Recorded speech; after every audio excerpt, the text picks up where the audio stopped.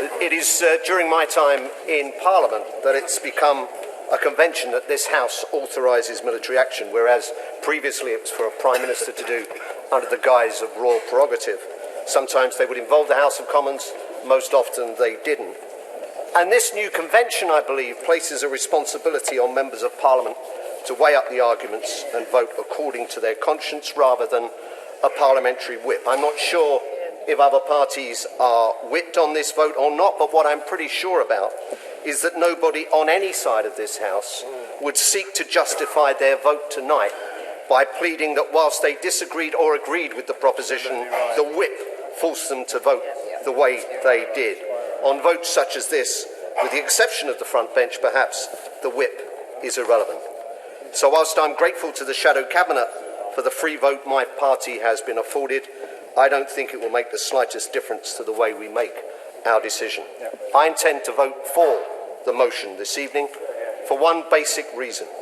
I believe that ISIL-Daesh poses a real and present danger to British citizens and that its dedicated external operations unit is based not in Iraq, where the RAF is already fully engaged, but in Syria.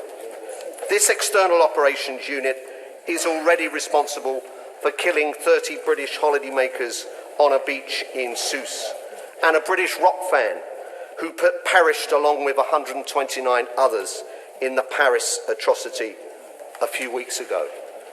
It's true that this unit could have moved out of Raqqa, but that's not what the intelligence services believe. In fact, the fact is that just as Al-Qaeda needed the safe haven they created for themselves in Afghanistan to plan 9/11 and other atrocities, so ISIL-Daesh need their self-declared caliphate to finance, train, organise and recruit to their wicked cause. Yes, there may be cells elsewhere, but there is little doubt that the nerve centre is in Raqqa. Just over 14 months ago, this House sanctioned military action in Iraq against ISIL-Daesh by 524 votes to 43. Nobody expected that action to bring about a swift end to the threat from ISIL. Indeed, the Prime Minister, in responding to an intervention, said, and I quote, "This mission will take not just months, but years." Many honourable and right honourable members felt at that time that it was illogical to have the effectiveness of our action diminished by a border that ISIL-Daesh didn't recognise.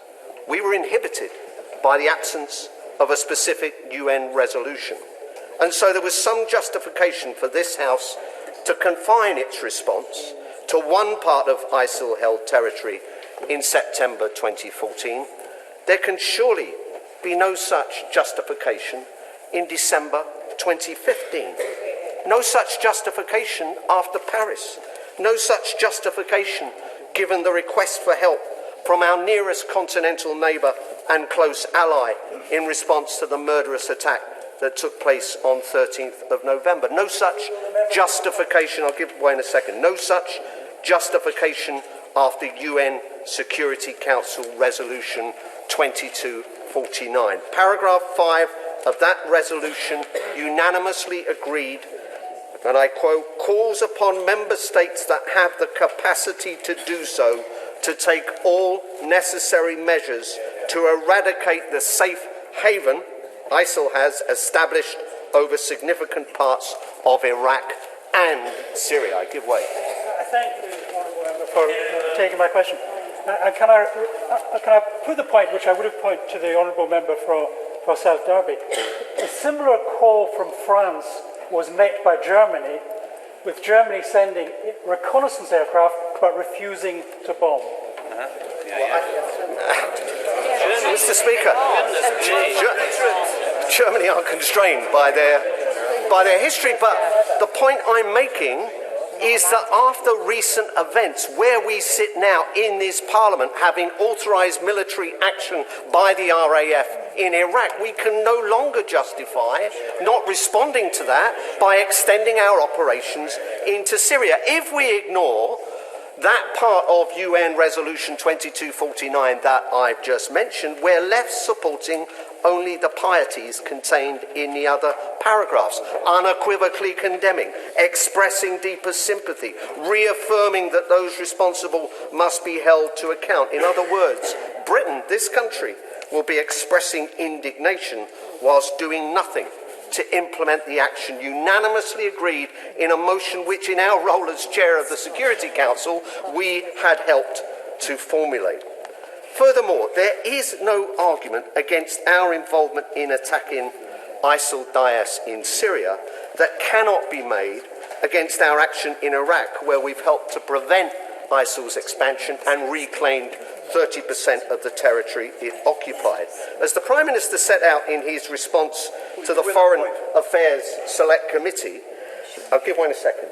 The Prime Minister pointed out in his response, this means that RAF tornadoes with these special pods so sophisticated that they gather 60% of the coalition's tactical reconnaissance in Iraq can be used to similar effect in Syria, so long as another country then comes in to complete the strike. This is a ridiculous situation for this country to be in. I give way. I thank my friend again.